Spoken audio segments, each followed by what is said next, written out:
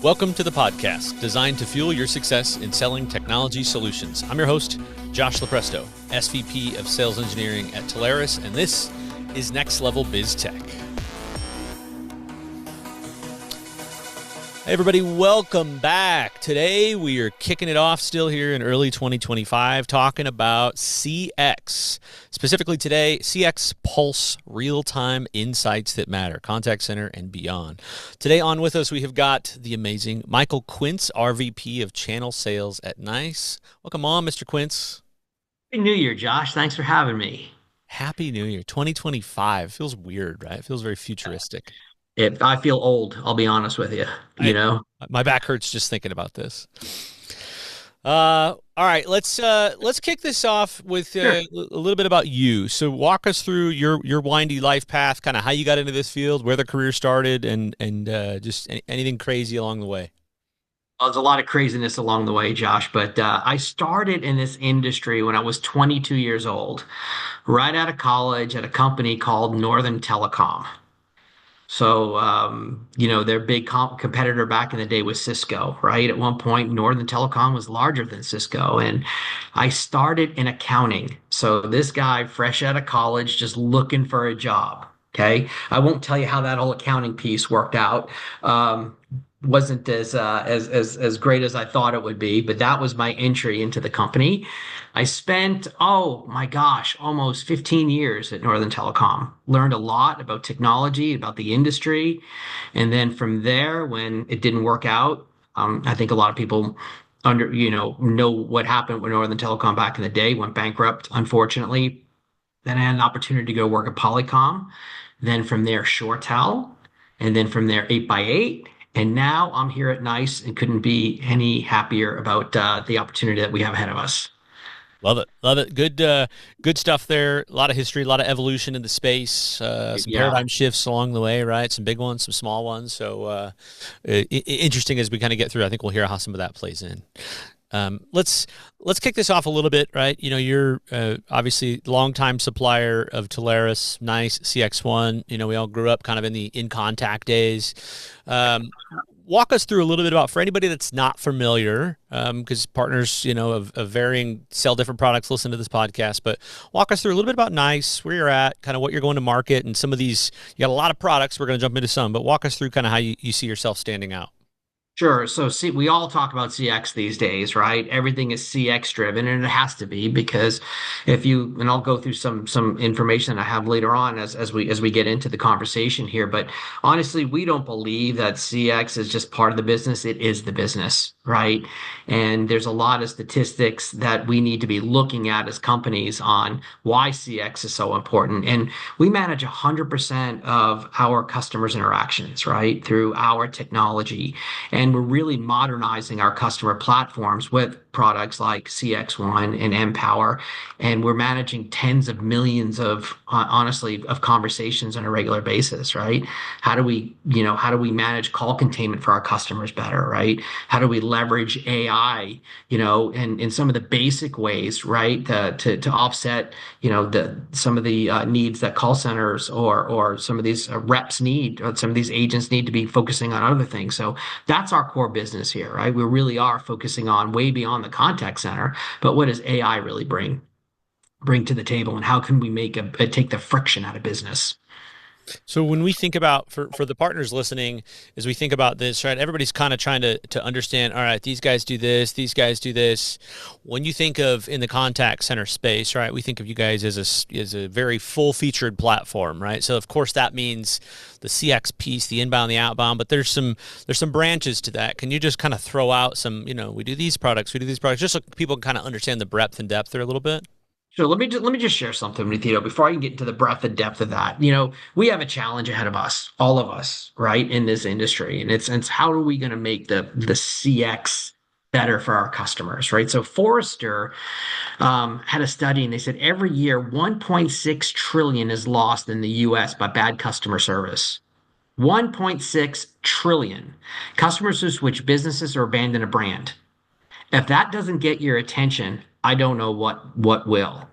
And so why are they abandoning these brands, right? And I'm going to get to what we do and why we do that, right? Why are they doing that? Because if we're not resolving issues in a most efficient way when a customer calls in, and think about your own personal journey, what happens when you call into pick your favorite airline or doesn't matter, a restaurant even to make a reservation back in the day, you pick up the phone, now you do everything online and you're not getting the responses that you need, or we're not using technology to solve some of the most basic challenges, or we're not figuring out how to take some of the basic information that a customer like you and I need, and then get the answers to the person asking those questions, we fail miserably. Because how long are you going to sit on a phone for wait times? You're not. You're gonna hang up and you're gonna move on, right?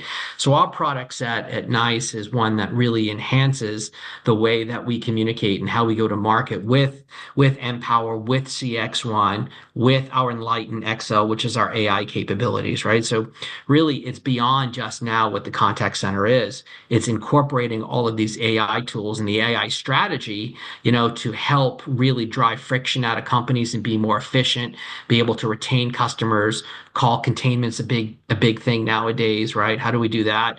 How do we go back and analyze conversations to see if we can bring customers back into the fold, or is there another opportunity, to engage with that customer in a way? And I think this is what we do and what we do well with some of the technology I just mentioned.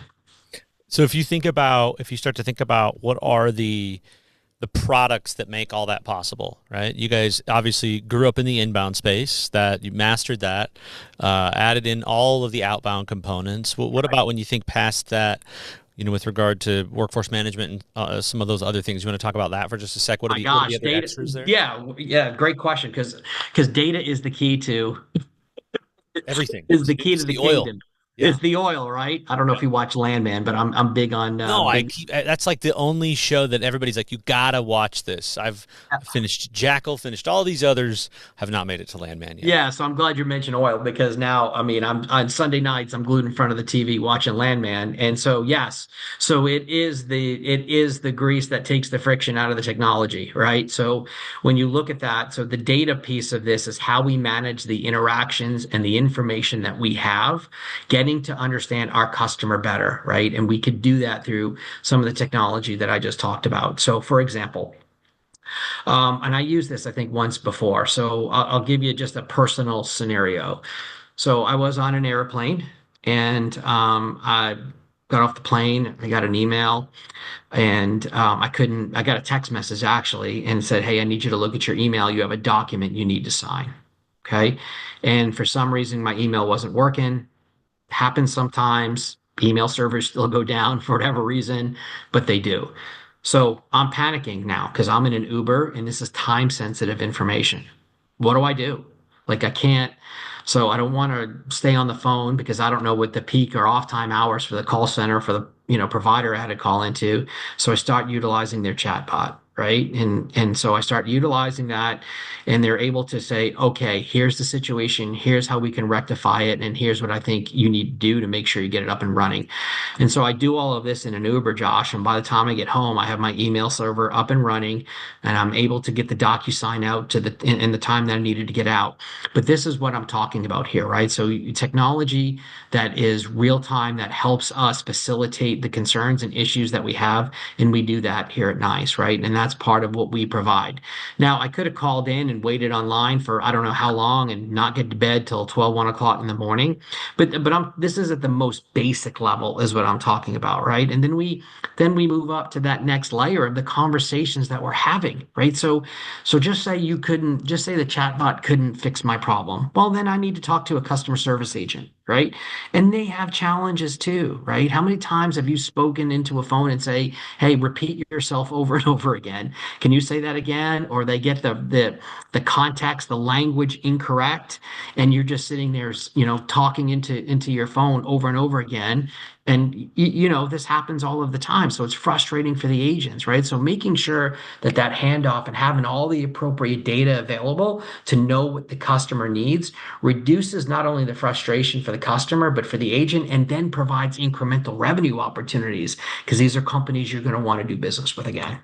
Yeah, I think the good point in all that is it doesn't really matter what the customer doesn't have yet or what they're trying to replace, whether it's full featured, whether it's bolt in something. You kind of have a solve for all of those things, right? Whether it's the chatbot, whether it's the outbound, whether it's the scheduling, whether, the omni-channel, just mapping the whole journey, the studio experience. I think that's the important thing. And I think you bring up a good point that I want to talk about for a second.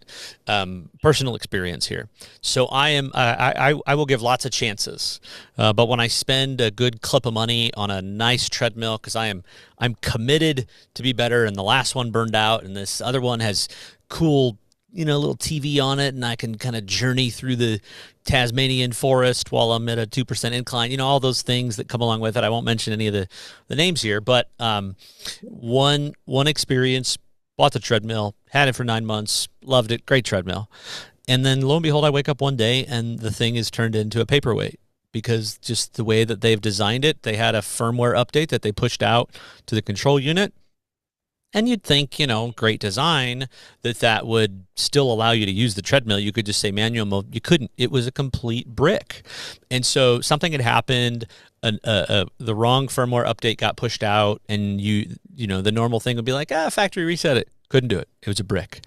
And so that experience trying to get a hold of customer support was just impossible. They didn't want to own up. They said, it's your problem. It's not a piece of equipment that broke. Sorry, have a great day. Well, then enough people kind of online, got together, and then they were like, hey, I guess we got to do. So anyway, long story short, I was able to get a technician out. It took probably 3 months to get the part, whatever. It's fine. Part came, showed up. Oh my gosh, I'm so happy. This is great. It's up. It's working again. Guess what? Here we are 6 months later, new problems have arisen, and it's impossible. It's just a bad experience the second time around.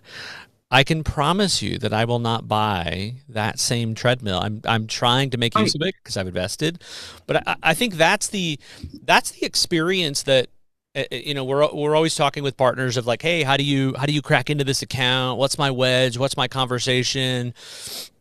I think you really have to learn a lot about the brand, learn about some of their struggles, ask the contact center managers, ask the IT directors, ask the customer experience people, and just go through it yourself, right? Because who'd have thought, right? You'd have think big company, great platform, what could I ever sell to these guys? It's example after example. I'm sure you hear similar stories. I heard a study recently, okay, and I'm going to just look down here because I want to make sure I get the numbers right. So 31% of CEOs get fired because of poor change management. That's what we're talking about here. Change management. Another interesting stat is that we talk about AI, but only 30 to 40% of companies are training their people on it. They know they need it. They're not sure what it is, and they're implementing it, but they're not effectively training companies. There's an opportunity here. So think about the theme here, right? So we got CEOs getting fired because of poor change management. We have what's called the Frankenstack. Have you heard that term before? I have Right? today. I was this many years Okay, so old. the Frankenstack, it's about point-to-point solutions. They don't really work anymore. You got multiple integration points, disjointed technologies. It's hard to work together. Reporting is hard. The waterfall of upgrades, et cetera. There's a lot going on. So what's happening here, right? So how are we building a seamless platform that encompasses everybody, all the things that a customer needs to provide that CX experience, right? Not only it's for the customers, it's for the agents themselves, and it's for the core business. Those three tenants, right? And so with our CX at One Empower, it's one AI platform, right, for a complete customer service automation. That's what it does. It brings together these pillars for the agents, for you know, the knowledge articles, and it orchestrates across the entire business, right? So again, the theme here to me is it moves beyond CCaaS, right? So we're seeing a move beyond CCaaS and bringing all of this new technology into that platform so these things don't happen, right? So the Frankenstack is real. It's been happening. And CIOs have to figure out what they're going to do about it, right? Because I don't know about you, if I'm a CEO and 31% of my peers are getting fired because of poor change management, Got to execute. I'm gonna, yeah, I'm gonna Details pay. matter. I'm gonna pay attention. Yeah, fair. All right, we're gonna come back to some additional questions I've got for you, kind of on pulse and customer demand and things agents in the contact center are struggling with. But one thing real quick. So we talked at the beginning about some of your experiences as you look back to that. Any these last 10, 15 plus years, any hardest lesson you've learned or something a great mentor taught you that you want to share? So, I'm going to go way back. I'm going to go to the way back. Do you remember a retail chain called Kmart, Josh? Hey, my child, I was just talking to somebody about this. Kid you not. My childhood was predicated on the layaway program. Now, I had a little bit of a sad story. Not didn't always get everything that we put on layaway. I never quite got it all, but yes, grew up with Kmart, loved Kmart.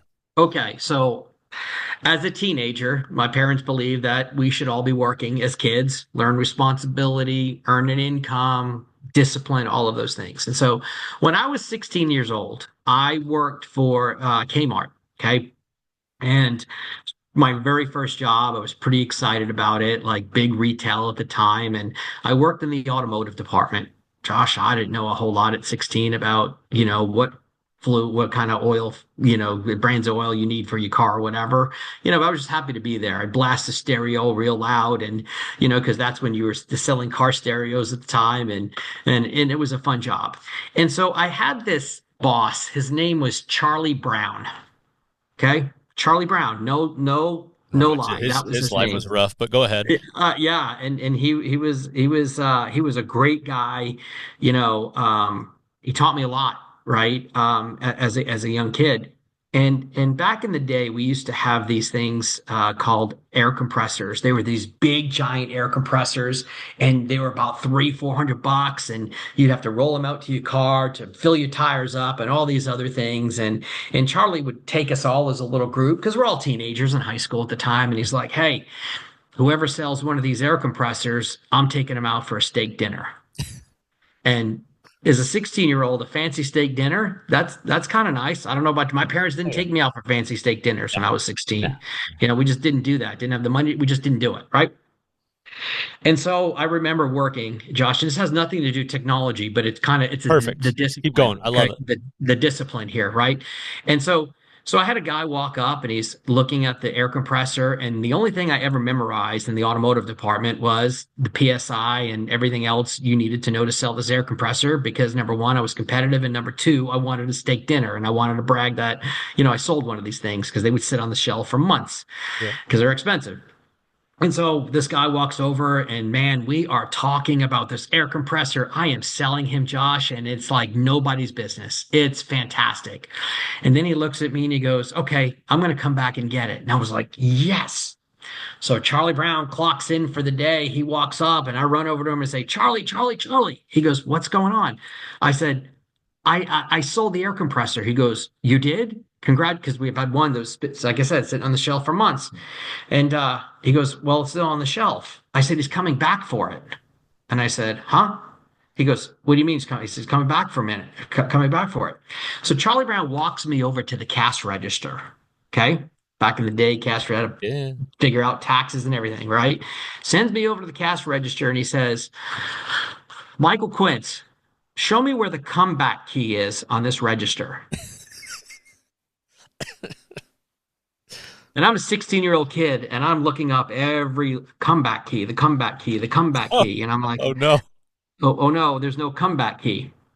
And he says, "Do you see the comeback key?" I said, "No, I do not see the comeback key." Charlie said, "Am I missing something? Was I supposed to use the comeback key?" Like, well, I don't know. And he goes, and he walks me over to the air compressor and he looks me in the eyes and he says, "You didn't close him. He's not coming back for the air compressor. There's no comeback key on the cash register." So as a 16-year-old kid, Josh, I learned is you got to get it done while you have the customer in your presence. And if you don't sell them there at the time, the chances of them coming back, making that purchase is slim to none. So I know this is not about technology and CCAS and AI, but it is a sales story that always resonated with me at my age. Still, I go back to that one time in my life about this mentor who taught me that when you have people on the hook, you got to sell them not only on the value, what they're going to get out of it, and make sure that they're not going to leave at the end of the day. So Well, I thought that was a pretty it's a pretty good, interesting concept. as a fellow, growing up a Midwesterner, right? I always love a good Kmart reference. But it's a lesson in persistence, right? I mean, I think that doesn't go away. Persistence and hunger have to continue on, and if they don't, somebody else is going to be hungrier, right? It's the same adage of if you don't bring this up to the customer, likely somebody else is going to, right? So Right. to your point, understand So those don't be initiatives. afraid, right? If Yeah. you see a problem or a challenge that a customer has, talk to them about what that is and make sure you're generating the right solution. And I think, again, we have quite the opportunity ahead of us here, especially in this field. When I go back to that Forrester study, about 1.6 Yeah. trillion in the US, my bad, customer service, right? So that's a worthwhile investment because I don't think you want to be one of those companies that are, losing customers because of abandoned rates or they're switching businesses because they had a bad experience. Yeah, 100%. It's a great segue for our next topic, which is about just some of these struggles that customers are having. So we go through, we may dip in here into a little bit about what's the struggle that the people managing the call center, the actual agents in the call center go through. But let's talk about just from what your experience is, right? Deals that make it to you guys, things that the customers are struggling with. Here we are, wrapped up 24, we're jumping into 25. What are the things that your team is coming in with? Hey, this customer's got this problem. This customer's got this problem, right? We know you guys can solve a lot of these, but just help our partners understand what's the customer landscape right now in the world of things that they're working on. So I'm going to look at it as two different ways. So AI is AI, right? Everybody's talking about AI, right? I mean, there are a lot of AI companies out there, right? We're starting to see a saturation at some point of, hey, I do AI. Yeah. CIOs know they need AI. They need it for multiple reasons, right? They need it to be more efficient. They need it to be more responsive. They need it to take friction out of business. They need it to be able to redeploy people into jobs that are helping them make money, right? Versus just answering calls all day. But they really don't know what they need. They just know they need AI. They don't really know what the data structure or set needs to look like. They don't know if it should integrate into the current CX platform that they have from a contact center perspective. They don't realize, that there are a lot of companies out there, and is it a bolt-on? Is it this? Is it that? And so it's an interesting time for us because I think where our partners have the greatest opportunity, Josh, is to really educate or understand what the customer's needs are and then build that solution around what the customer really, really wants to know. Because it's no different than, when voice and data converged. Everybody was a little confused about what that looks like because they were always managed so separately, So you used to have your voice managed separately, your contact managed center managed separately. Now it's one solution. And now you're integrating another software type around AI. And so what does that really look like for the customers that we're all serving? And by the way, this is just not a challenge for the mid-market or the enterprise customer. This is also a challenge for the SMB because the SMB realizes that they have to be even more efficient as well for the customers that they're serving, right? Because they do have the same struggles, maybe not at the level of a large enterprise or somebody like that, but call containment and some of these other issues still exist with them, and they've got to figure it out. So I think there's a great opportunity for our partner community right now to serve these customers and really understand what their long-term strategy is over the next 12 months, and then help work with providers like NICE to figure out a plan that's going to serve them and serve them well, and not just for the next year, but how we're going to serve them for the next 5, 10 years, right? Because we want them staying with us and with the partner and adding all of the value, right, as technology continues to evolve. So to kind of put a bow on that a little bit, if you bucketize what some of those common asks are, it seems to me like it's a little bit of disparate systems trying to work together, lack of analytics and Analytics. reporting, and then this AI thing just getting forced on us of I've got to do something. I don't know what. I need it. And maybe are those the best three buckets to kind of put Yeah, things those in are, from a yeah, customer I think demand that's a or great way. Yeah, I use a lot of words, Josh. You're noticing that today. I'm pretty excited to be they're here. good. They're good words though. So I'm using a lot of words to get to the three core tenets that you just mentioned. Yeah. And I wouldn't say AI is being forced on us. I would say that it's part of the evolution of serving the customer well. Right. And if we're going to do that, what is the right strategy? Because I'm going to go back to the Frankenstack that I talked about earlier today. It really does exist. And so how do we make that better and more efficient and reduce cost as you're going through it? So yes, to answer your question, absolutely. Fair. No, it's a good point. I mean, and it was just such a natural when the AI train started running, when OpenAI dropped the first model and GPT came out and all our socks were blown off. That's We right. there How was does it know this? there was Yeah. the CX side of things going, guys, we're kind of already here. I mean, that's Right. cool and Right. exciting. And so this, Yep. it's just, it's exciting to see the natural productization in your world, in your ecosystem, because that is, that is what the customers need. And, I think we have such an opportunity to be proactive in this too, not wait for the customers to tell us, hey, we have a problem. We look to folks like yourself to say, hey, we've now implemented this new feature in our chatbot, in our WFM, in our whatever it is that solves this problem in this vertical, and that's something that they struggle with. Partners go tackle this vertical. So it'll be exciting to kind of see some of that. About it. It's really the operating system for all things customer intelligence. Yeah. Really is. If you think about it, think about your operating system or your Windows or your Mac, right?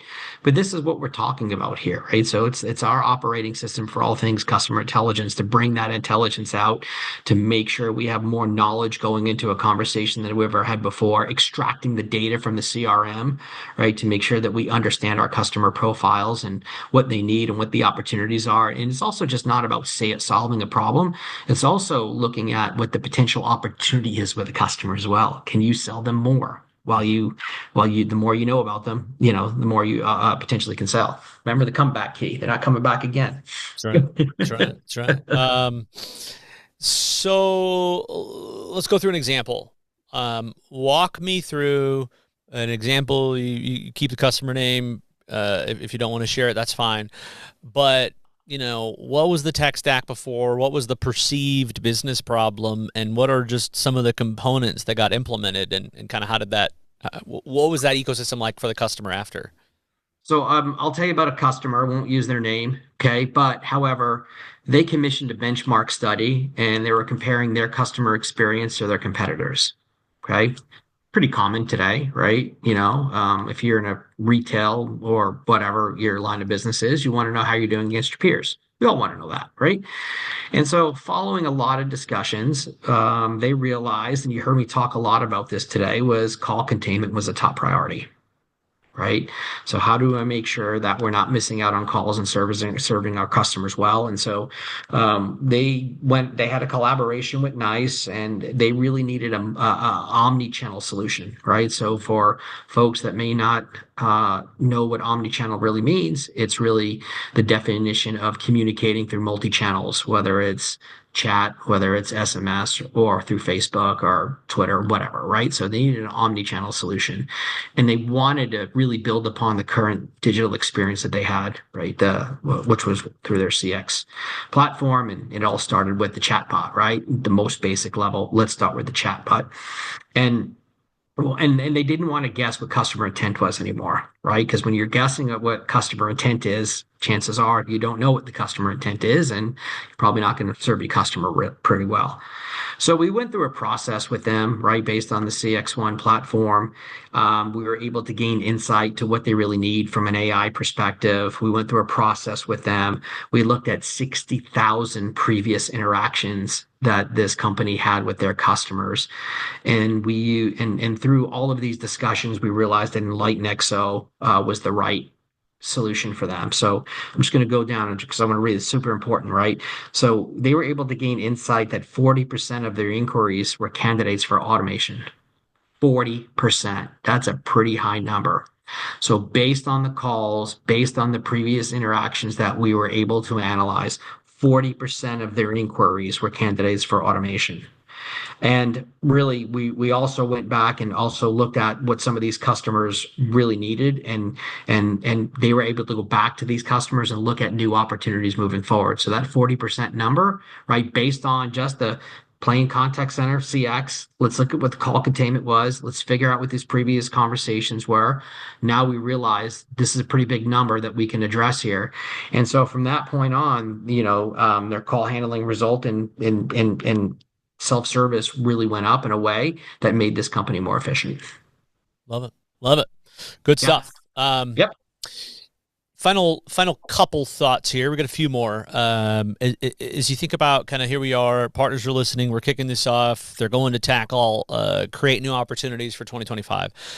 In addition to everything that we've already talked about and anything that they're already familiar with within your platform, is there anything coming out in 2025, new things we should be excited about that you're able to share, enhancements or anything like that?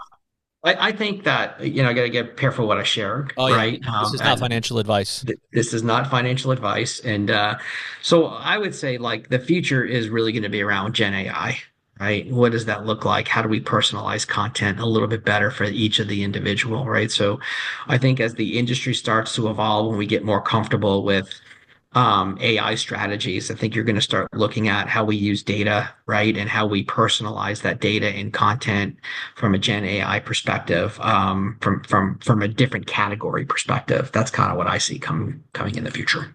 Love it. We'll take it. Partners, advice for partners. So if I'm a partner listening to this and I'm deep in, I don't know, I'm deep in security, or I'm deep in just a different product area, and I want to go a little bit further in this CX, AI, virtual agents, what's the advice from your perspective, how partners can be successful? Yeah, I think the days of just selling bits and bytes and selling, hey, this is what we do now to help you. I think we really have to start listening to our customers a little bit more, right? And I think our partners do a really good job of that, but we really need to hone in on what the strategy is and who the decision maker is within these companies now, right? Because the lines of business have such an influence in regards to what the technology is that's going to help them, accelerate their business. So really understanding what the customer strategy is. What are the challenges are they trying to solve, right? Before you even start talking about what the right technology is for them, or, we could do this immediately. What are they trying to solve for? Right? Have that conversation, understand their pain points. What are they trying to solve for? And then, look at, okay, this is what we can do to help. And here's why, right? We can help you. And here are the gains we think we're going to be able to help you with. And this is what you're going to look at. This is what's going to look like for you as this customer over the next little while. So it's a crowded space right now, Josh. There's a lot of folks claiming to be that your CX focused companies. I would say just do your homework. Make sure that you're looking at the right solutions for your customer, because you want that customer for life, right? None of us like churn in this industry, and work with the providers like NICE that that have been doing this for a long time and are a market leader. This is why we have people here. Like, we have people here to help you, solve those customer challenges. That's what I would say. One more I want to slip in here, just from I always like, sales tips and tricks and strategies and, all of these things. I'm a big proponent of the multi-pronged point of contact approach, right? And I think you guys are especially akin to that matters. Are you seeing, for partners that make contact to multiple different folks within the organization, it seems to me like that's a really key part of a sale within your product. Any kind of thoughts, as opposed to just being locked into one person at the customer? No, I think the customer has changed a lot over the last little while, right? And there's just not one decision maker. I think either the IT director, the CIO is under pressure, he's got to reduce the cost, find something that's gonna, really again take some of that, to take those disparate systems that they may have, and drive into a seamless solution. But I think they're also listening to the different people within the organization, whether it's the chief marketing officer or whether it's the supply chain leader or whatever, because those needs are going to be different. But just also make sure that you have an advocate, right? Somebody who is the champion within the organization that can speak for all of the different people, because you may not talk to all of the different people, but you're going to have somebody who is going to be that facilitator and make sure that you understand what those needs are cross-functionally across the company. Love it. Final question. A lot of innovation, a lot of exciting stuff coming. This could be a personal level. This could be a business answer, but anything from an innovations perspective that you're just most looking forward to over the next couple of years.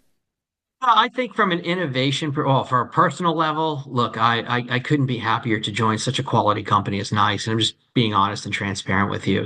Being with a market leader and seeing the opportunity we have with us and being able to address customer needs like that is something special. On a personal level, I like, you know, I'm in a place now where I'm in a different part of my career, and I'm really enjoying that part of my life right now. And then I would say again, to me, from a technology perspective, I look forward to more of the personalization, of being able to get information and being able to visually see things that maybe I couldn't have the opportunity to do before. Picture your house and seeing where that couch should be, right? And then here's the right one for you. Here's the patterns for you. Personalizing that data and information based on your needs. I think that's going to be exciting for us as we move forward. Love it. Love it.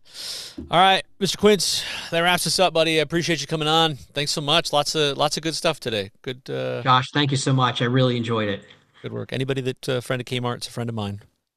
Let's All go. right. You know what? Let's take a road trip and see if we can find any more open Kmart's. We should do that. They close them down out here, man. I don't know Close if them you, down. if you You know find why? if you find one on there. They did because I didn't sell that air compressor. Yeah, it's your fault, man. It's your fault. All right. Well, we got to wrap it up. That's it for today. I'm your host, Josh Lopresto, SVP of Sales Engineering at Telarus. Michael Quince, RVP of Channel Sales at NICE. This has been CX Pulse, real-time insights that matter. Until next time, go find a Kmart. Next Level BizTech has been a production of Telarus Studio 19. Please visit Telarus.com for more information.